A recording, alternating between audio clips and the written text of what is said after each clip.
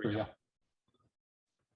Okay, I'd like to welcome everybody to the meeting of the SEBA Board of Directors on June 6th, Tuesday at 5:30 or 5:33 p.m. And present, just ask you to say present, I guess. Mary Nava is absent. Kirsten Therese, are you here? Here. Larry Galabi? Here. Javier Gonzalez is not here. Dr. Roberto Portillo. And Michael Jones, chair, is here also. That's 4 members of 6. So we do have a quorum. And in terms of guests, we have school staff in the form of Mr. Josh Ripp. And recording our meeting tonight, serving as secretary, we have Rosie Infante. Rosie Infante.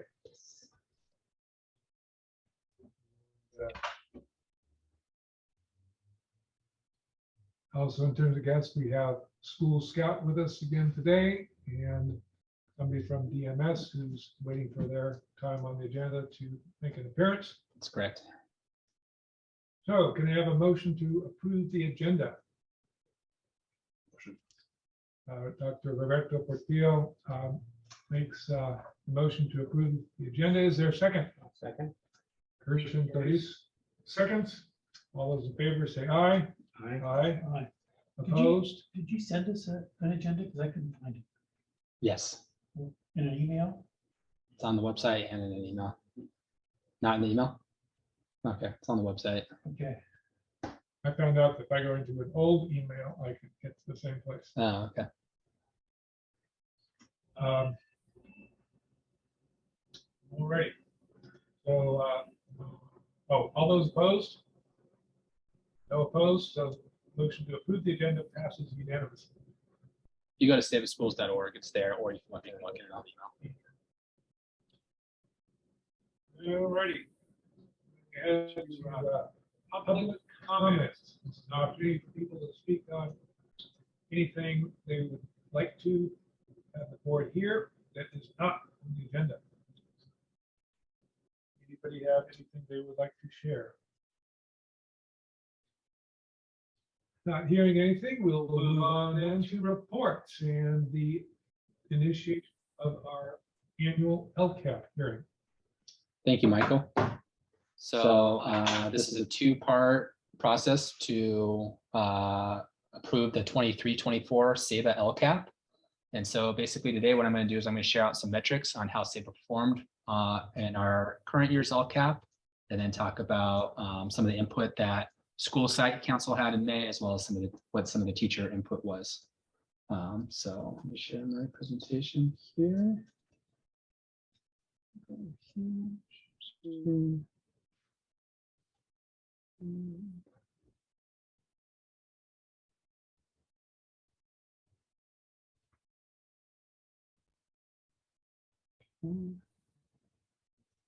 So you can see it.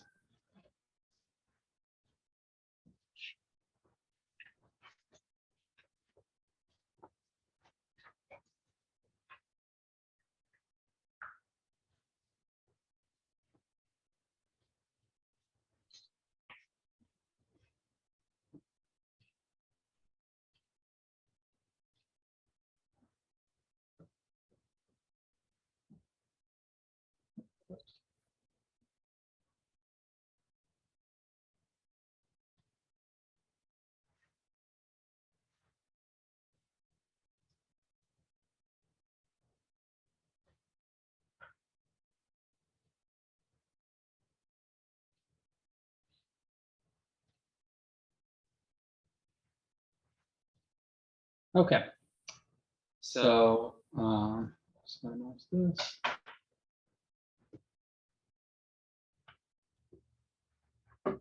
All right, so this is SEBA's LCAP hearing for June 6, 2023. SEBA has 4 goals. These goals can stay consistent over time. I think like 3 years ago, right around the time COVID happened, they reformatted the LCAP so that every school had to keep the same goals for a minimum of 3 years. You can change out the metrics in which you measure how well you're doing at succeeding at those.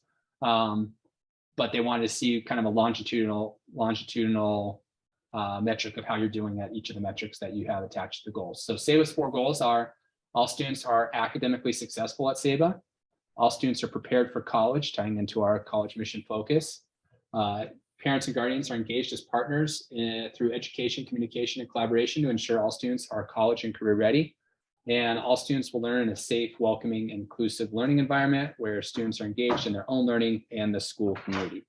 So all those goals are kind of big and all-encompassing objectives. And then to measure whether you're achieving that goal or not, you look at the metrics, and that's the way the LCAP is written for California. And so SABA had reclassification rate of 22.5% last year, which was excellent. But that was one of our areas on the dashboard that we did really well at. So you can see that in the 2021-22 reclassification. This year, we're still waiting to hear back what our final reclass numbers will be. And that's the students took the LPAC in the spring. They give back the results to us probably sometime this summer. And then we'll take a look at that along with their SBAC scores, their English language arts scores, and then our STAR scores to determine whether the students can reclassify or not. So SABA had 140 ELs this year, and we had 142 last year, and we'll find out how many are reclassified as fluent English proficient. A couple of weeks ago, we celebrated the students who were reclassified last year after our school site council meeting, and parents were very enthused about that. We went over the process and what it means to be an English learner. So we've always had a pretty high reclassification rate, and we're hoping that we'll continue that high rate for this current school year. Another metric was to have professional development in ELD. We had a training around Amplify as the curriculum that you're using. It's tied to their ELA curriculum. And so we did that on August 15th.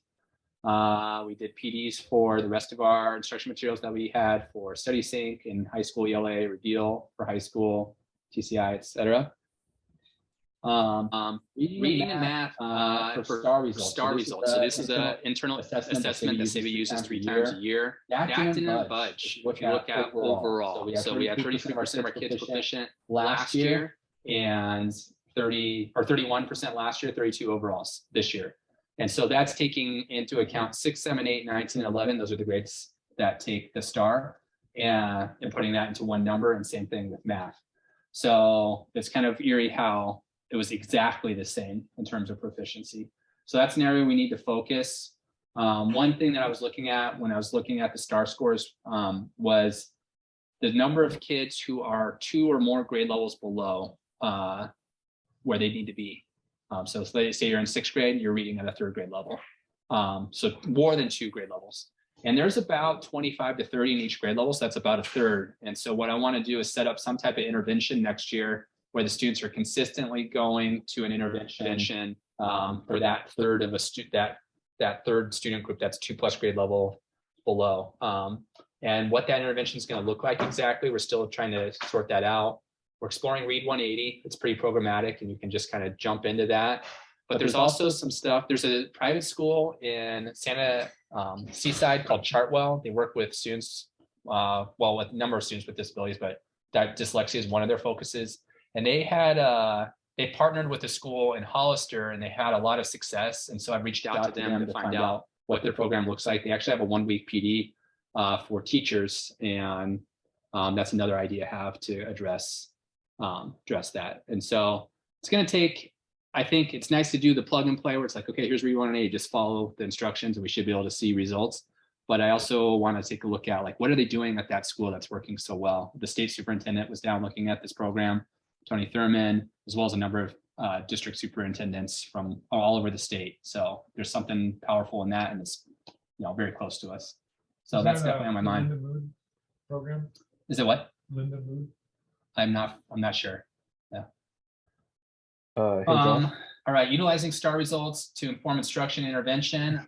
We're not fully doing that, and that's always been you have your instruction materials, you have your units, and then taking what you've learned from those STARs and influencing instruction. That's been a challenge. One thing that I thought we did well with this year is students had a reflection sheet that they filled out 3 times throughout the school year to mark how they did and to see whether they had growth or not. And so maybe at the June 20th, I can talk about what percentage had growth and everything like that. But the students are reflecting on their own progress in STAR, but I still don't feel like it's really influencing our instruction. So I'd still say we're not meeting that fully. And then points in accelerated reader. So accelerated reader tracks students. They can read whatever. We have a small library in the back. Students choose books or bring books from home. And then they take a quiz at the end of when they're done reading that book. They get 10 points per quiz that they pass and per novel. So for example, Ms. Coda's class was the top point getter with 815 points. That they averaged 3 books read approximately for the January through June. And that's 30 minutes a day. So it depends on what type of book they're reading. I'd like to see that up a little bit more. The average difficulty you see there, that is a grade level equivalent. And so that also goes to, I wanted to see the students pushing more to read approximately grade level text. So this is the 7th and 8th grade class that Coda has for sound and sustained reading. And the average difficulty of the books they read was 5.4.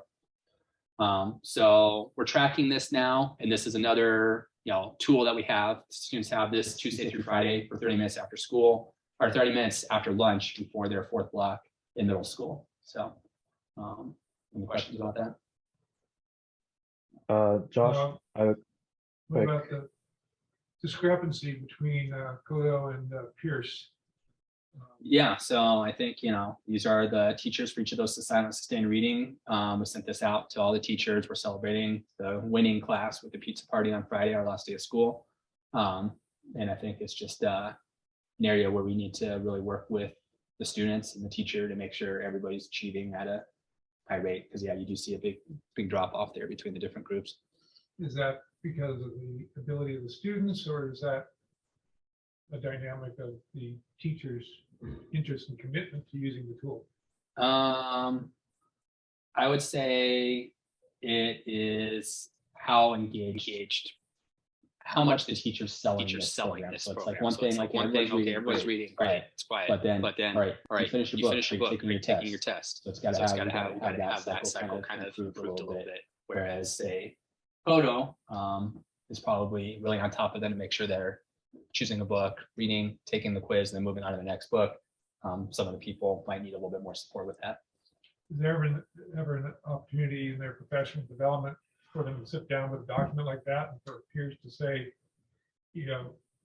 what are you doing to get those kinds of results? Do we have those kinds of discussions going on? Or we did at the start of Q3, and we talked about when at the start of the second. So at the start of Q3, and then again at the start of Q4, we took a look at that and came up with some incentives to motivate students to want to do well. This was a pizza party, and then there was individual prizes for kids who read the most books. But yeah, Is there much of a difference in the pool of books from which the students can choose between, say, Pierce and Coda? no, everybody gets to go to the library that's small in the back. We've done a lot. I mean, I think the library, while small, was curated. We put a lot of time in trying to get high interest books there. And the students can also bring their books from home or use the Watsonville Library, which is right around the corner. But no, they all have equal access. For a while, we were skewed a little too high, we felt, and so we had to get lower Lexile levels just to make sure that we had books that were at the meeting the needs of the students. So the other conversation that we had around accelerated reader was, well, I think where the idea is to kind of start a love of reading and get kids engaged to want to read. It's very passive. And so if you look at a program at Read 180, where it's very active, where it's close reading, and it's just, every sentence or every paragraph, you're breaking it down, assessing what you did and didn't know from that passage. That's a lot more, the students are much more actively involved with that. And so that's why we're exploring different interventions especially for that group that's 2+ grade levels below where they need to be in reading.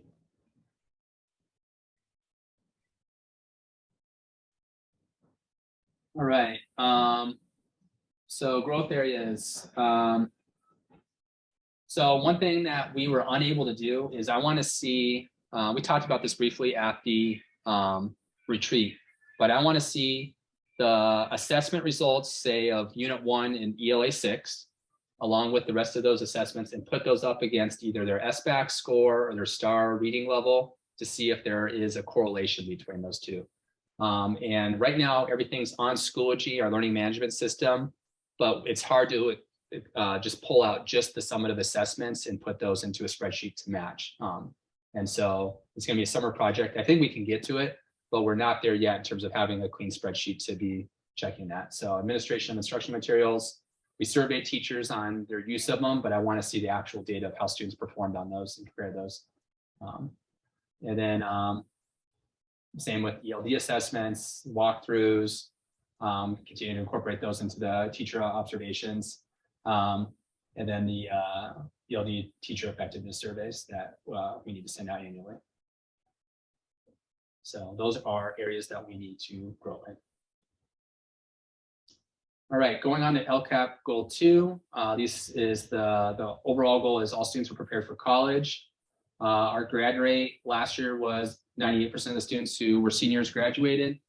We expect 100%. We'll find out tomorrow at 4 o'clock is when the grades are due for the seniors for their Friday graduation. We're expecting 0, but we don't 100, but we don't know yet. One thing that I was really pleased to see was for the past 3 years, our A to G completion rate had dropped. It had always been plus 90+%, and it dropped to 75, 78, 80. Last year was 80%. And this year's class will be back up to 93%, which is where we want to see that. So of our, I want to say it's 56 kids who are graduating, only 3 of them will graduate without the A to G requirements to enter a UC or a CSU. Last year, we offered 1 AP course, US history. This year, we were able to offer 4. That corresponded to having a significant increase in the number of students enrolled, which was 53. We don't have our passage rate yet. SAVA's always done this funny thing where we, it's a lot of times just because of whoever's the Spanish teacher at the time, but the students don't take the actual AP Spanish course, but they do prep for the AP test and then take the test in the spring. Next year, I'm excited that we're going to be able to offer the course and give the test. Students took the AP Spanish test this year, but next year, everybody's just like upcoming junior and any seniors who didn't take it this year can jump into that AP Spanish class and take the whole course along with the test. But we always do well with 8. That's the one AP test that we do well with. And I'm excited to see how the students did with art, world history, and psychology, were the other AP classes that the students took assessments in a few weeks ago. Once I get those results, which will be in the summer, I'll report those out to the board. We had an increase in students who qualified for the state seal of biliteracy at 6 kids. We had slightly fewer kids who qualified for the Golden State Seal, 16 versus 20. We had fewer students in current and dual enrollment. I think part of that might have been that so many more kids took AP courses. And so there was a reduced number of kids going off campus to take Cabrillo courses. So that's something that we need to work on next year. I'd like to see that number increase. And then we don't know our 2-year and 4-year enrollments yet, but I'm anticipating 2-year to be above 60% and 4-year to be below 40%. So we're seeing, and this has kind of been a trend over the time. It used to be around 50-50. And now we're seeing more and more kids going into the 2-year straight out of high school and less going straight into the 4-year. So that's the debate we have amongst our staff and teachers is the pros and cons of that. Obviously, the 2-year financially can make a lot of sense for families.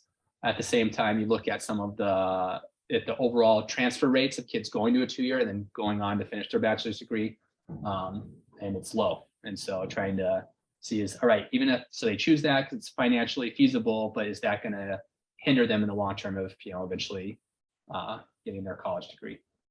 So I don't know that there's a right answer to that, but it's just a trend that we're seeing, and the students can always, we give them all the options. There's another metric in here where 94% of the families fill out the FAFSA, so they'll always have that option to pursue that 4-year if they so choose. How robust is your system to say track the students that choose to go to Cabrillo as a 2-year school? And then how many, do we know how many are then going on to a 4-year or just Yeah, great question. So we used Naviance before, and Naviance gave us access to the clearinghouse, and we switched from Naviance this year to what's called California Colleges. Are you familiar with that, Dr. Portillo? So basically, there's a new website being rolled out, and they talk about cradle to career in their kind of marketing terms, but basically, they're going to take every student. We uploaded a ton of stuff from our school information system or student information system into California Colleges. And now when students complete the Common App for their personal statements and apply to colleges, it's all going to be tracked in there. And we'll have a lot better view of how the students are performing, both at Cabrillo or whatever 2-year college they choose to go to, along with the 4 years.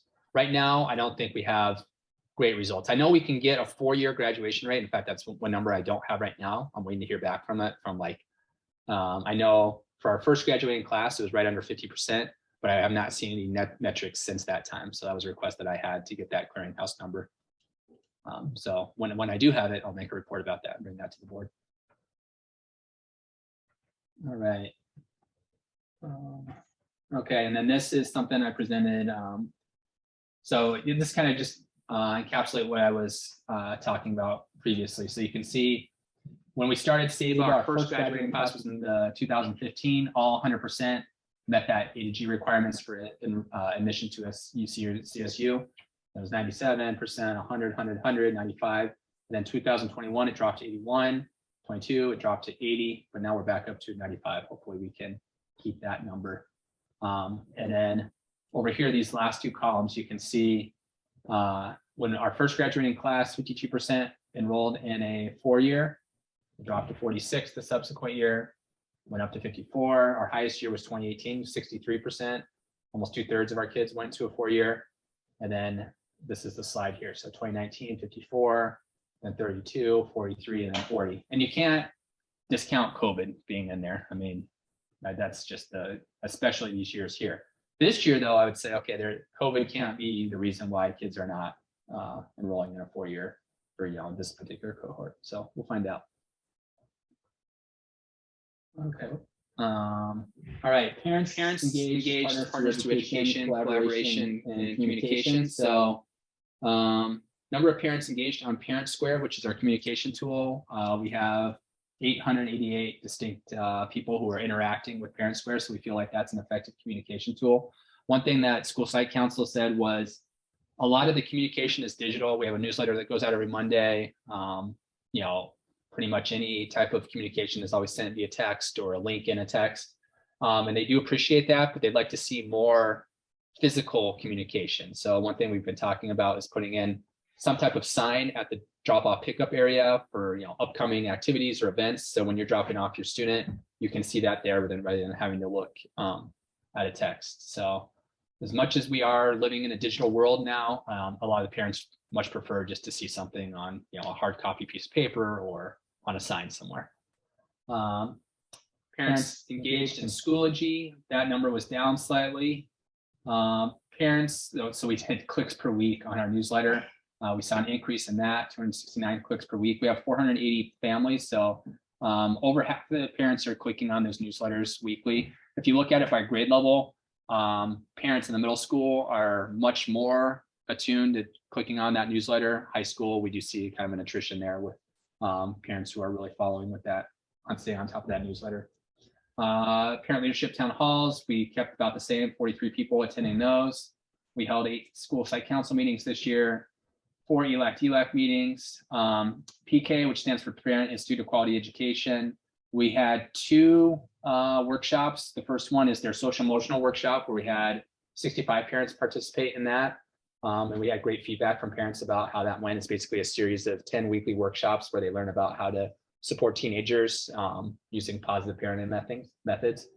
And then second one, their signature program kind of goes over education in the United States, GPAs, FAFSAs, all those type of things.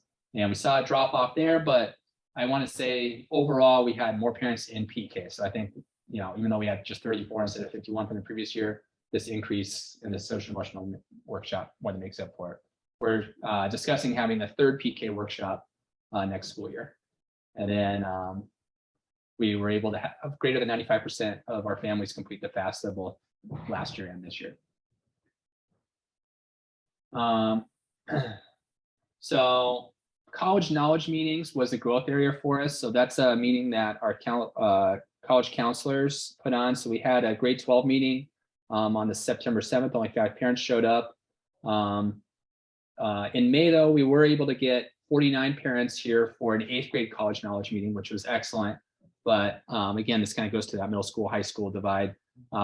Parents who are entering grade 12, of students who are entering grade 12, only 15 came to that one. So I want to see those numbers go up next year. And I'd also like to see more college knowledge meetings offered, period. And that was something that the school site council also shared, was they shared they felt just a little bit disconnected in that area. And they just felt like we transitioned from Anna Leonore, who was a longtime college counselor here at SEBA, to Adriana Morales, who was our social emotional counselor, and she moved into that role. And so I think next year will be a great opportunity for her to really ingratiate herself with the families and see more of those meetings and see higher attendance at those meetings.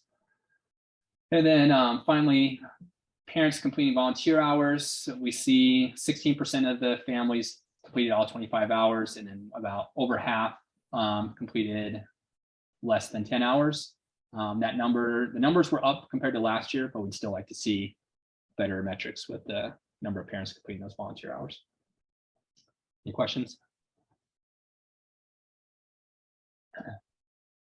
All right, and then LCAP Goal 4. So this is all students will learn in a safe, welcoming, and inclusive learning environment where students are engaged in their own learning and engaged in the school community. Suspension rate, we talked about that with the additional targeted support and intervention that the state identified SEBA for. Our suspension rate last year was 9.4%. It's down to 7 this year, but still it's going to be in the red.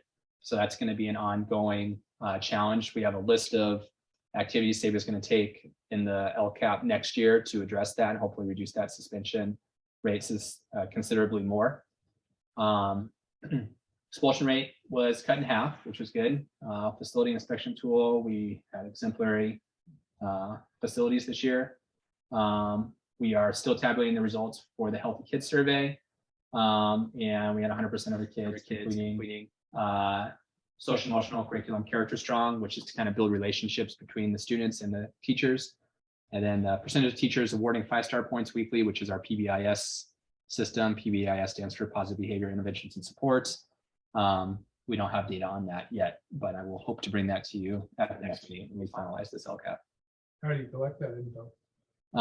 So 5-star points, you can just go into the website and it says who gave out what points and when, and then we can just choose, okay, frequency, and it'll all be right there. So it tabulates it for you.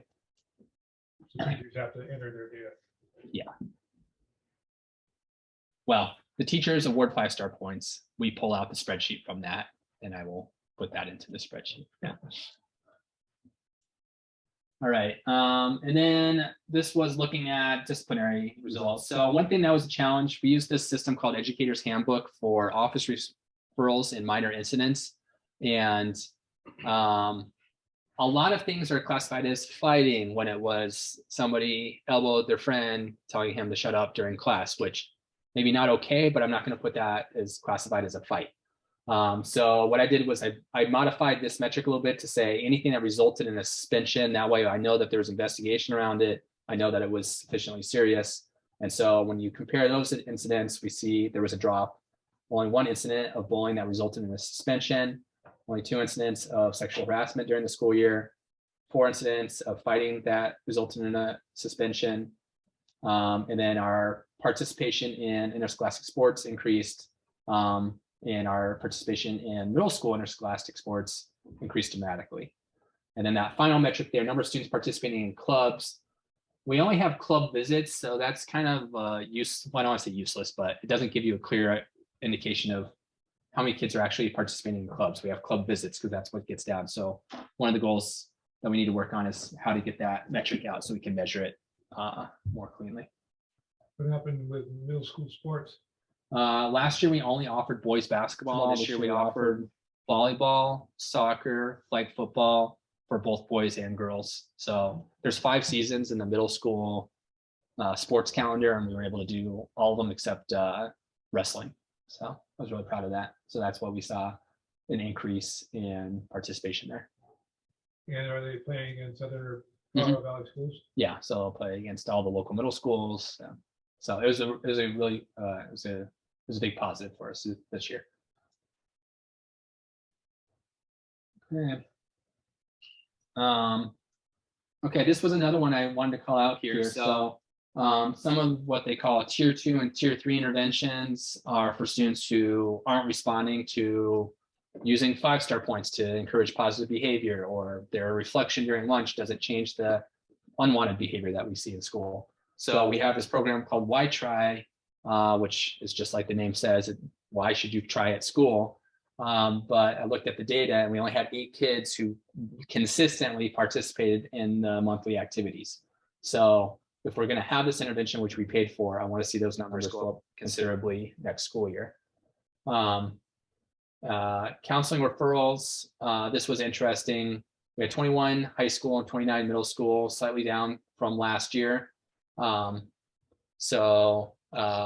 Next year, we're going to have Adriana Morales, who will be our college counselor, and then SABA contracted with Encompass.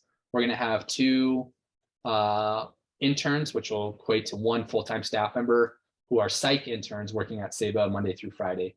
So they'll be employees of Encompass, but there'll be somebody here from Encompass 8 to 4, Monday through Friday, to support students' social emotional needs. And where are the interns from? Encompass, which is a local community organization. So presumably they're enrolled in a school somewhere? They're enrolled in a school. They're at their last, to earn their psych doctorates. Yeah. So I'm excited about the program. I do have some questions about it. We signed an MOU about a month ago. Their calendar is a little bit off from ours, so we won't actually get to meet them until I think early September, and our school starts August 2nd. And that's okay. But I just want to make sure that we're utilizing them really effectively when we're here. Just so you know, in East Palo Alto, when I was there, we had a cadre of 8 of those guys. Oh, okay. They were out of the Lucille Packard School, and it was an absolute wonderful thing for the school. Okay. We had 2 different ones every day, so we had Okay. 10 altogether, and 2 were there at any given time. All right. I'd like to follow up with you offline about that then. I don't even know what, I think they're at CSUMB, but I'm actually not sure what school they studied at. Okay, and that's actually my last slide of the LCAP. So this is the hearing. We don't need to improve anything at this time.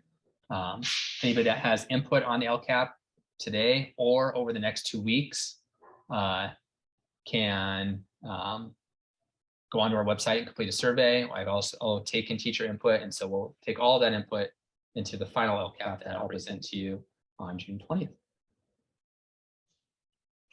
Thank you, Ms. Tripp. Do you want to now segue into 4B, dashboard local indicators? Yes. Oh, no. So I'm sorry.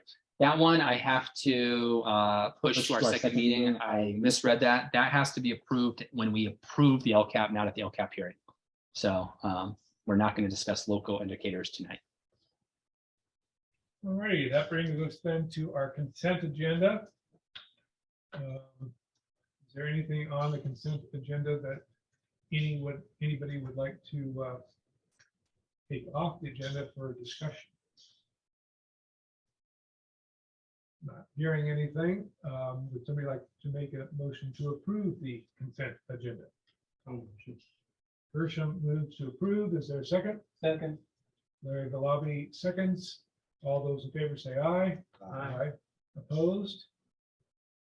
Not hearing any. The motion to approve the consent agenda passes unanimously. Okay, action items. Let's move on to the 2023-24 July budget. Okay, let me open it up here, and I'm just gonna share it with share it on the screen.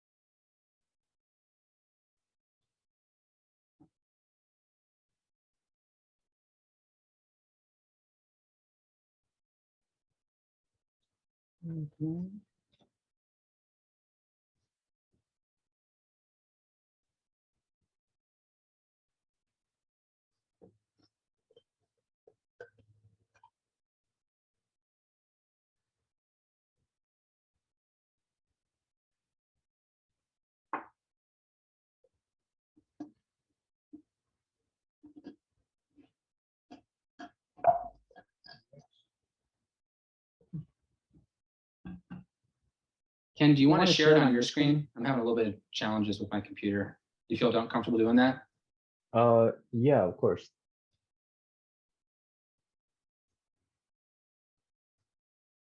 Let's see. Can you guys hear me okay? If not, I can bring it up here. Can you guys hear me?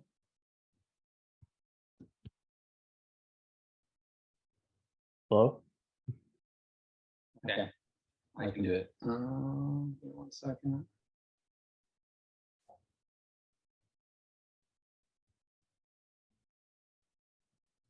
Hey, Josh?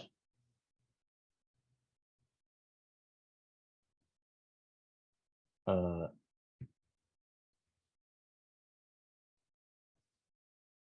Okay, Ken, can you see that okay? yeah, can you guys hear me? Oh. Hello? Okay, now we can hear you. Oh, okay.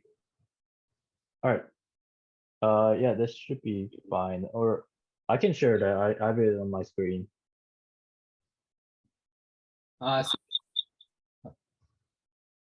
Since it's already going, go ahead.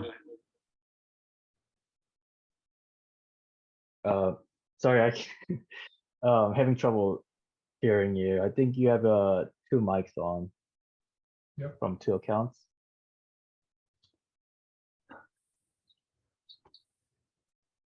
Can you hear me now?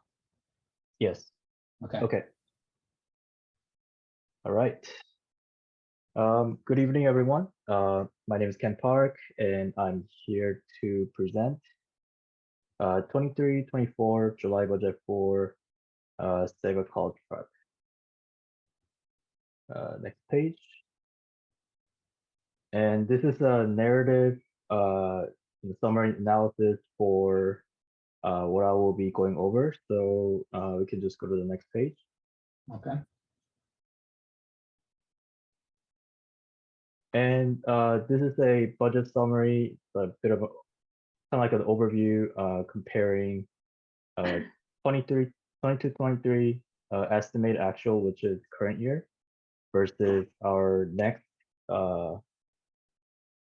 preliminary budget, 23-24 July budget. So in terms of enrollment and ADA, we are projected to see about 11 increase in enrollment and 14.25 in increase in ADA. And on the revenue side, we are projecting about $2.7 million increase compared to the current year, and about $350,000 increase in expenditure side compared to the current year, which is 22-23. You want to explain briefly why we were net negative for this current school year? Yes, absolutely. So if you look at the net revenues bottom line, you'll see $247,000 net loss reflected in 22-23 estimated actuals. That is because the reason is we are deferring any unspent one-time restricted revenues such as CARES Act funds and other state funding into the next year, which means we are taking those revenues and recognizing in the next year. So hence why we are seeing a bit of a loss this year, but we are seeing a massive increase in 23-24 projections. So next year, in this proposed budget, we'll have revenues of 11,200,000 with expenses of approximately 9.1 million. So we'll have $2 million more than $2 million more of revenue than expenses next year. Yes, correct. Okay. And then the following year, we'll even have a greater, I think there might be a typo up here on the revenues that says 2.7 million for total revenues, and expenses down here is off, but I'm guessing this total net revenues is accurate. So that column is the change. So it's a Oh, difference sorry, between. no, I was misreading that. I'm sorry. Yes, I was thinking this was, No, yeah, thank you. yes.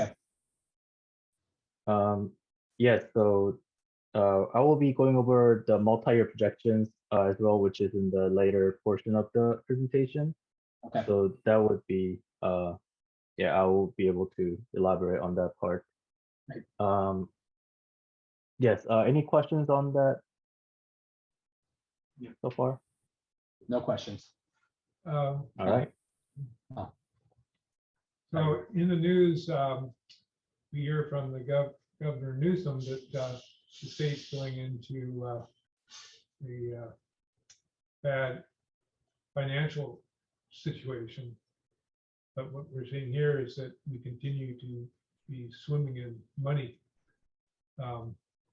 Why is the situation of the state not having a greater impact on our outlook?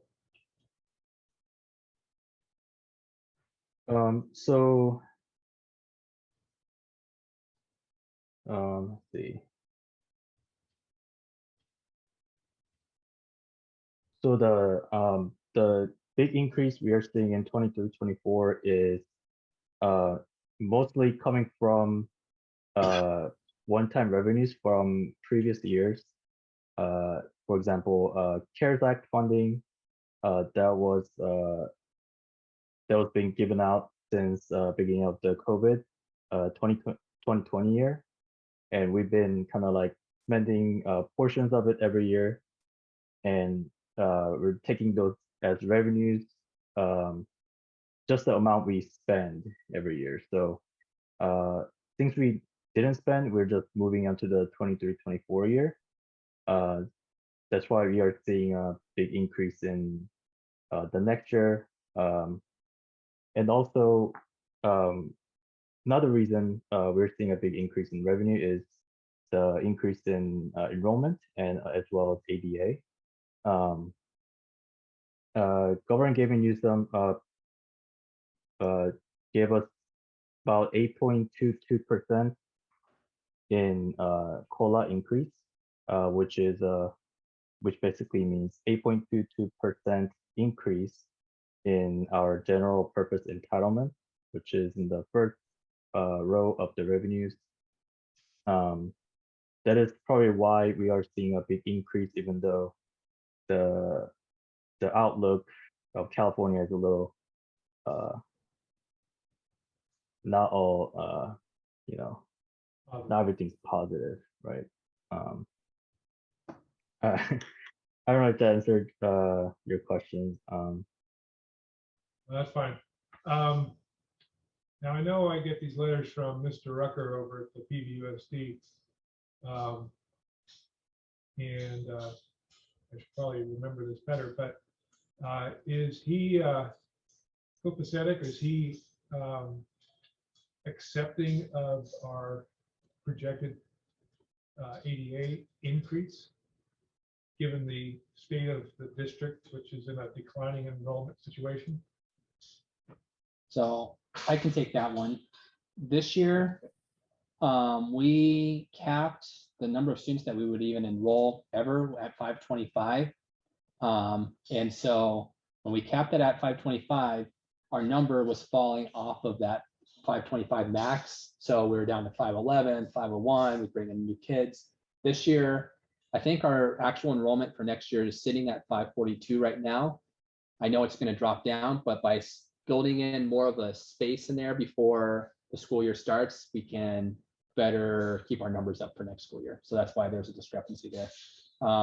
Interestingly, though, to your point, I think we do have a few kids on the wait list now, but when we held the lottery, which was at the beginning of May, we were able to accept every single sixth grader. We've never done that before in the history of SEBA. So we are seeing that there. We do have fairly extensive waiting list at 7th and 8th grade, and I think there are kids now at 6th grade, and we have our 6th, 7th, and 8th grade all maxed out at 90 as well. But that's why I see that increase there.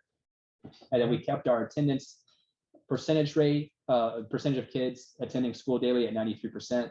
That's what we averaged this year. I thought it would be conservative. I think we'll see an increase this year or next year because hopefully we won't have the trifecta of flu, COVID, and whatever that third sickness that was going around in the winter. Yes, and so if we can avoid that and we have less COVID in the community, then we should see even higher attendance rates next year. Right. All right, moving on. All right, so this page is basically the summary numbers with more details added onto it. As I mentioned earlier, we're seeing an increase in revenues, partially because we're projecting ADA increase, as well as moving previous CARES funding into the next year on the federal side, and we're moving the state one-time revenue such as Arts and Music Block Grant and Learning Recovery Block Grant, which are pretty big amounts, around $1 million. That's why we're seeing a $1 million increase in this year, or sorry, next year. So that explains the increase in revenues. And if you would go to the expenditure side, the couple of things I want to point out on the expenditures. So we are seeing an increase in payroll expenses because we did approve the 9% COLA increase in all staff salaries. So we're seeing 187,000 overall increase in certificated and 18K increase in non-certificated salaries. All right. Last but not least, I wanted to point out our depreciation expense, which is 6,000 object code. Mhm. So this year, we are expecting 843,000 in depreciation expense and 800K in next year's depreciation. But Josh, you can elaborate some of the details if I'm missing anything. But after 23-24 fiscal year, a lot of the building improvements were done in 2014, and they are coming to the Into their 10-year. most of the expenses are going to be fully depreciated by end of 23-24. Therefore, we're going to be seeing a huge decrease in depreciation expense. For example, we're expecting 439K in 24-25 year, and even lower in 25-26 fiscal year, which is around $250,000. So essentially, the depreciation is a non-cash expense, but what that's going to do is it's going to allow us to have stronger budgets in previous years, especially when SEBA had the lawsuit going on for the water intrusion. We had really tight budgets, and one of the things that was always difficult was to certify that in the out years, because we might be a net neutral or maybe slightly positive, but then when you added in this $800,000 of depreciation annually, it would put us to the negative. And so it was always hard to make your budget around that. But as that goes away, that's going to give us more flexibility in what we can do each school year. Thanks for pointing that out, and thanks for looking up those numbers for 24-25 and 25-26 as well. Yep. Thank you, Josh. Moving on to multi-year projection. As we discussed earlier, 23-24 will see a huge influx in net revenues. However, beyond that, we will be seeing more of a the net revenues should stabilize after 23-24 because we will no longer be receiving any one-time fundings as far as we know. So it should just stabilize throughout the fiscal years. Ideally, slow increase over the years. Hence, you'll see a big decrease starting 24-25 and starting to climb up in 25-26. Mainly because as Josh mentioned, the depreciation expense will be decreasing significantly, while everything else is kind of like on a regular pace. A little hard hearing him. Is it possible to ask the custodian to? Would you mind doing that? Sorry, I didn't catch that. There's just a request to have the custodian move to another part of the building because it's hard to hear you over the vacuum cleaner.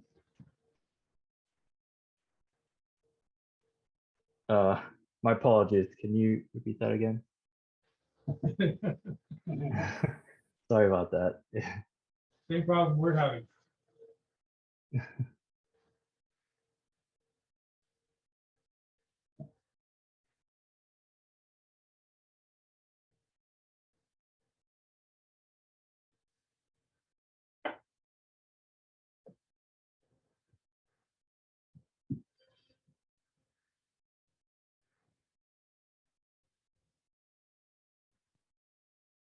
Am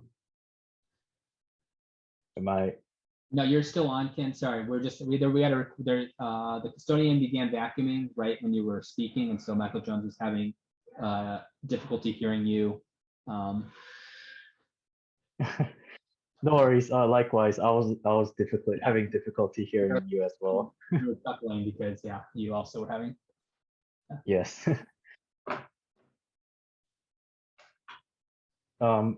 Should I move on or any questions on the multi-year? Did you ask him? He's going to the vacuum on this side. He's going to close the door and hopefully that helps. And he's going to have this guy over here. Wait a little bit. Okay, thank you. Okay, so we're looking at the multi-year projection, Ken, and you went over the differences in our net revenues over those 3 years. Michael, did you have a specific question that you had about this page? Would you like Ken to repeat what he said? He was talking about how the environment's going to change in the next couple of years. I didn't really catch what he was saying about that. Can you repeat what you said about the environment changing in the next couple of years? Yes. So looking beyond 23-24, if you look at the net revenue portion, which is at the bottom, you'll see a big decrease in the net revenue. That is because we are stripping out all the one-time revenues because we are no longer receiving, or should I say, we will not be receiving any one-time fundings as far as we know beyond 23-24. So we'll be seeing a big decrease in revenues, but the revenues and expenditures should stabilize after 23-24, and they should both be kind of like be on a slow growth pace over the years, because there'll be no huge influx of revenues or expenditures like that. So, Ken, if I could interject here,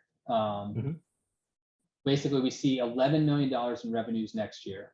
Then that drops off to 8.9 in 24-25, and then 9.2 in 25-26. So the reason for that drop off is those one-time revenues go away. What I was talking about earlier is this depreciation expense down here where it says capital outlay, highlighted on the screen right here. You can see that it was $801,000 for next school year. Yeah, we're still a net positive. But then the following year, we're only $64,000 net positive, even though our capital outlay was cut in half. And then the capital outlay is cut in half again in the 25-26, and that's why we see a stronger net revenue there in that 25-26 year. So that depreciation expense going away that I was talking about earlier, that's what allows us to have a good financial outlook for the next 3 years, basically. Does that Yes, that is correct. Yes. Thank you, Josh. Yeah. Okay.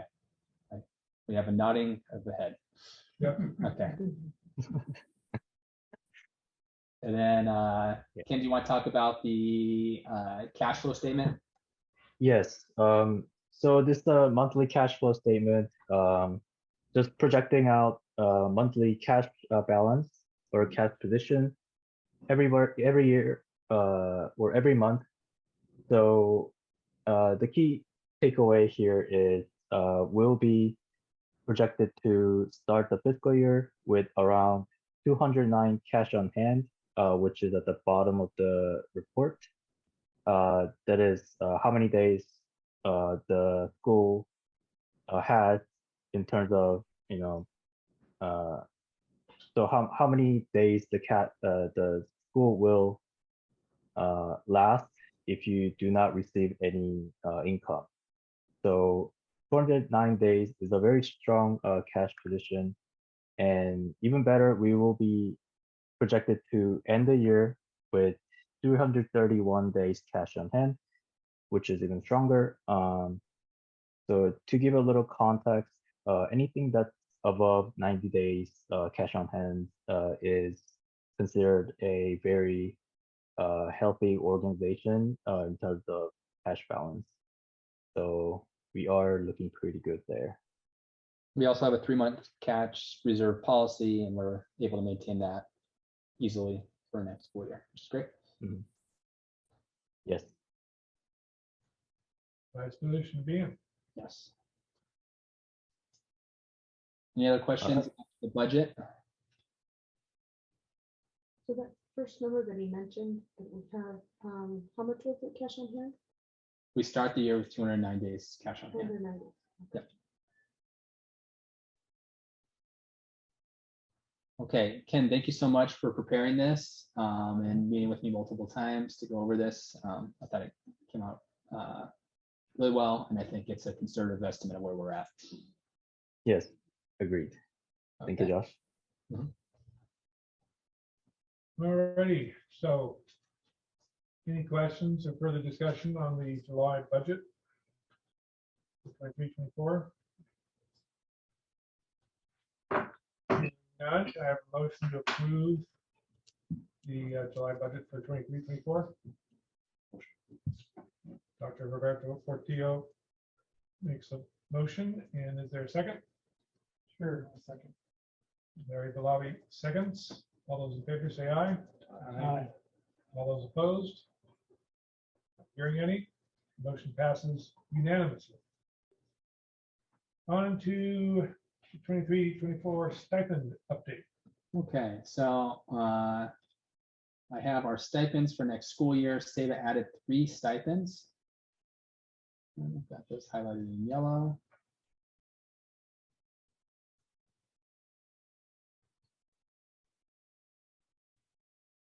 Yeah, the first one we added was a middle school athletic director.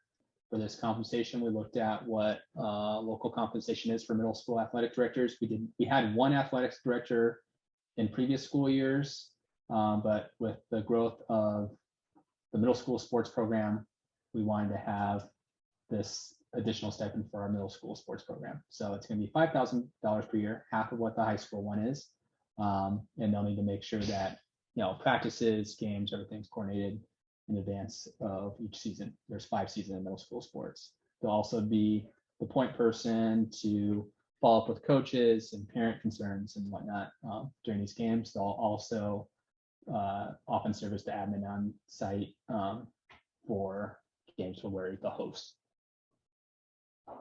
So I know we had this conversation last year, but how did you determine the stipend for athletic director for high school? We looked at local comprehensive high schools Uh-huh. and took in those data points and I want to say, I don't know if it was exactly that. But this didn't move. So this was this was, yeah. And that's where we left it. So you know that your athletic director is probably the highest paid athletic director in the region. I am very familiar with that. I do remember that conversation. Pajaro Valley pays a little over 5,000. Okay, Mountain View Los Altos, highest paying district in the state, pays 7,800. okay, So just throwing that out there again, I'm all for paying people as much as we can afford to pay them, okay, but that is really out of line with everyone else. okay. All right, would you like me to adjust and bring this back? No. Okay. I want you to do what you want to do. Okay, I mean, you know your personnel, you know what they're worth, yeah, you know what you're getting. I just want to throw it out there that you're paying them a lot. I do agree with you, and that is true. If we had that huge gain this year and students participating with all that money, boy, we're gonna have, what, 4 times as many kids? Hopefully, Or more teams. I mean, if the Mountain View Los Altos athletic director gets paid 7,800 and has 3 times as many teams as Saba does. so now that I'm thinking about this was actually not last year. This was a couple of years back Yeah. we had this conversation, and I think where it landed was, while the stipend says that dollar amount, the actual AD, if I recall correctly, had like a 0.5 teaching position and 0.5 of his job was dedicated to athletics. I don't think that's true. Okay, and that was, and I'm not going to say that was true either, but I remember that there was public comment about that when we were having that discussion. Yeah, I remember that Okay, too. so, okay. So that's the first edition. All the rest of these stipends amounts stayed the same. The second edition, so this one was funny because we would end up using a stipend that was not quite accurate for what it was. So, for example, if the kids go on a camping trip to Big Sur, or the seniors go to Disneyland for their senior trip, and we need staff to supervise them and make sure they're safe. We're going to compensate staff $200 for a half day and $400 for a full day if they are with kids during that time. And then finally, we have a roving teacher stipend, and this was, we looked at our authorizing school district when we were just determining this amount. It's always debate about how the floor plan is created and who has to move and how often they have to move. So now there will be additional compensation for teachers who move classes during the school year. And that is consistent, I'm certain, with what the local school district does. And how much is that? $500 per additional classroom per year. So if you were, say you have all your classes in room 120, but you have one class in, say, 105, you would get an additional $500 for the school year for that one movement. If you move 3 times, 120, 105, 109, then you would get $1,500 for the school year. Any other questions for Mr. Rip regarding the stipend proposal? Not hearing anything. Can I have a motion to approve the stipend plan for 23-24? I'll move. Larry moves. Is there a second? Gershom seconds. All those in favor say aye. Aye. Opposed?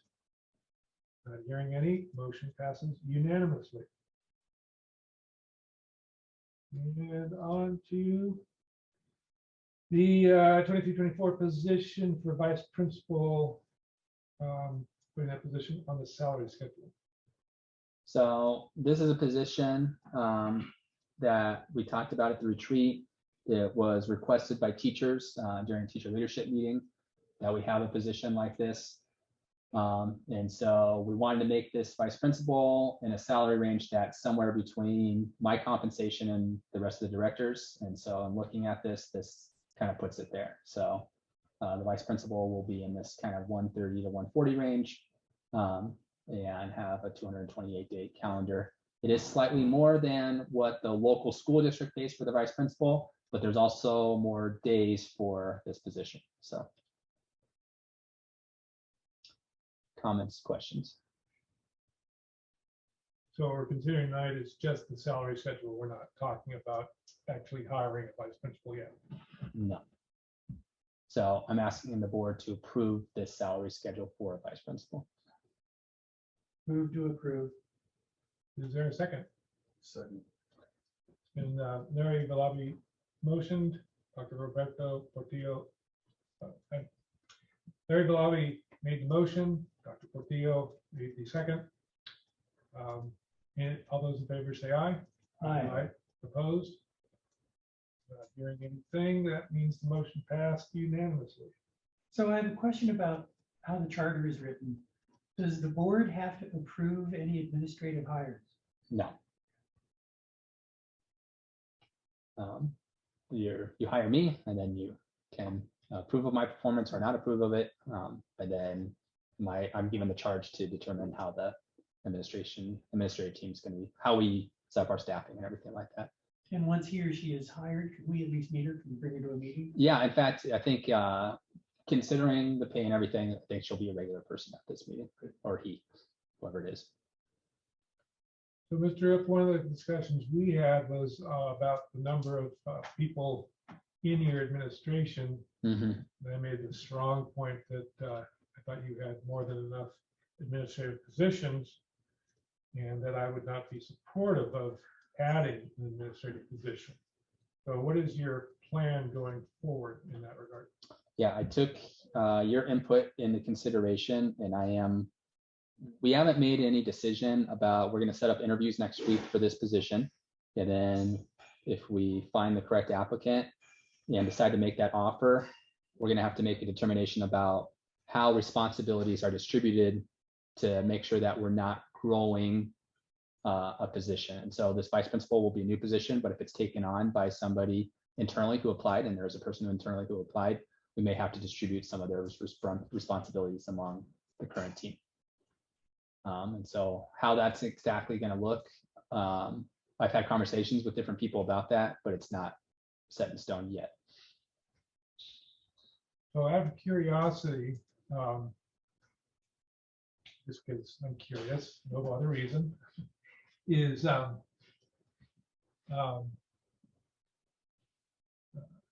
after that conversation, I've been thinking about the administrative staff that you have, a number of positions. We talked about how, at least in my opinion, 3 of those administrative positions are, in my mind, redundant. But what I heard you say just now is that it is your prerogative to hire as many administrative positions as you want. So, Well, within budget and so let's say, just, and I'm not saying we're going to have a disagreement or Yeah. this is going to be a kerfuffle, but just because I'm curious, yeah, we hire you, you hire whoever else you want on the staff. But if we disagree, especially in this case with the number of administrative positions, is that then become a budget discussion? How, I think I could see it. I could see how adding another administrative position adds to the budget, and it's a financial issue. But my larger concern is the management of the school and how the school functions mhm, and what positions are appropriate for that. mhm. And as we discussed the other day, given those 3 positions that I believe are redundant, where is the forum or where is the venue where that is a discussion that we have with you about that? Well, I think Because it's essentially your prerogative, your decision to make. any of the board members can request something to be agendized at a board meeting. And we could discuss that. If it's about personnel specifically, that would need to be discussed in a closed session meeting. And if you or any board member decided that's something that we should discuss as a board, we can agendize that at any meeting that you request it to be agendized at. Now, when we talk about positions in closed session, typically that's because we're talking about job performance or things related to a specific employee. But my concerns are more along the lines of the supporting administrative structure for the school. And that's only almost becomes more of a philosophical or a more of a, a discussion around function and areas of responsibility. Where do you see that kind of conversation happening? We could have that and By making an agenda item? by making an agenda item as well. Yeah.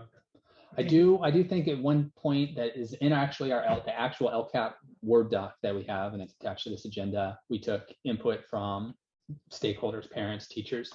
It was interesting to me because we're having this conversation, and I understandably so about what the admin team looks like next year. The teachers themselves actually requested 2 vice principals, one for the middle school and one for the high school. So I do want to say that this isn't like we're beefing up the admin team at the expense of teachers. I do feel like the teachers are pushing to have additional support in that area. I'm not saying that that's justifies it, but I do think that is one consideration. And that gets to another point that we discussed in our conversation. And I don't know what I would say right now is appropriate to say in open Okay, meeting sure. and belongs in closed session. So I will refrain from making the point. But, Okay, it's still an area that I'm interested in and concerned about. okay, Well, and I also think that there's administrators in administrative positions and there's administrators in administrative positions. And there's a difference. okay. And when I look at your administrative structure, I don't really think of most of those people as administrators. I mean, they're functioning in terms of running a specific department, a specific part of the school, but it's not like having a vice principal. When you're a lone guy, when you're the principal and you're in charge of the school, not having a vice principal can be a real detriment. You have a vice principal, you can talk about things you don't talk about with the other administrators because they're not really administrators. Am I making sense? You are. Yeah, and I agree with you. So I think having a vice principal for you is incredibly important. And Okay, I'm totally in favor of it. All right. And if we want to restructure the other stuff, we can talk about that, but I'm all in favor of you having somebody you can shut a door with and have those conversations that you need to have. Have somebody that you can bounce stuff off. It's so important. I appreciate that, Larry. I totally agree with that too. Okay. All right, so, well, send me an email if you'd like to see this agendized at an upcoming board meeting. The other thing I wanted to ask about at this time, so does June 20th work for everybody to get a quorum to approve the LCAP? Or we could push it up. We could do it next Tuesday if that's easier for people. I know it's the summer time. We do absolutely need to have a second board meeting this month. What do you think, Roberto? I prefer 13th. Okay, It's my wife's birthday on the 20th. okay, great. That's why I'm Coincidentally, asking. it's my daughter's birthday. The 20th as well? Did My you- daughter's His birthday. daughter's married too. Oh. No, I actually like the 13th too. It's our first week of summer school and I'd rather just get this wrapped up. So, So we changing? yes. Check with Cal for the notes taking. I'll be driving to Minnesota. Yeah, we'll figure that out. Driving. Minnesota, Yeah. land of 1,000 lakes. I love Minnesota. And we just did that. Well, we drove to Chicago. So that was a good one. Okay. So The 13th. 13th. version. I guess my question would be if we do this, okay, it sounds like we have 2. Can you make it the 13th? 3, 4. Okay, so we do have a quorum. Okay. All right, great. Back to you, Michael. Okay. Any other items for the next board meeting? Anybody? And then hearing anything, can I have a motion to adjourn the meeting? Motion. Dr. Portillo makes a motion. Who seconds? Second. Grisham seconds. All in favor, say aye. Aye. Opposed? Motion passes unanimously. All right. All Thank right. you everyone for the flexibility next week. Yeah, absolutely. Thanks You for want your speaking up. wife to be happy. Yes, that's Been on super the back important.